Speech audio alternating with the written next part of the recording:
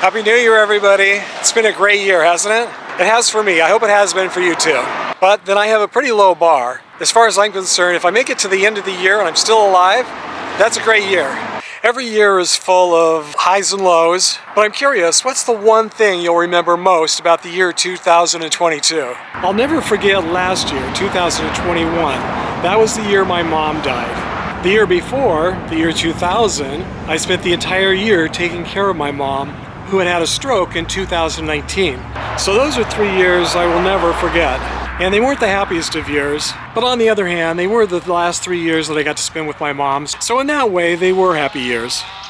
Of all the very memorable things that happened this year though, I think the thing I'll remember most about 2022 was that I finally took my long-awaited bucket list road trip from the West Coast all the way back to the East Coast, and along the way, I was able to check off quite a few things on my bucket list. One of the things I did on that trip that was so memorable is that I visited the gravesite of every single US president laid to rest from the West Coast all the way back to the East Coast. And when I returned, I shared a video on this channel of my visit to all 39 US presidential gravesites, and it became my very first video to go viral, reaching over 1 million views. Now, I've had lots of videos go viral. I've had lots of videos reach 100,000 or 250,000 or 500,000 or even 750,000 views. But in the almost 6 years since I started this channel, my visit to the presidential gravesites was the very first video to receive over 1 million views.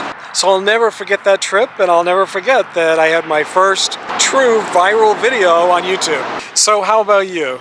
Of all your highs and lows during 2022, do you have one thing that you'll remember the year for more than anything else? If so, I hope you'll share it with us in the comments section. It'll be fun to know what you all did in the year 2022. As always, thanks for joining me, and I hope all of you have a great 2023.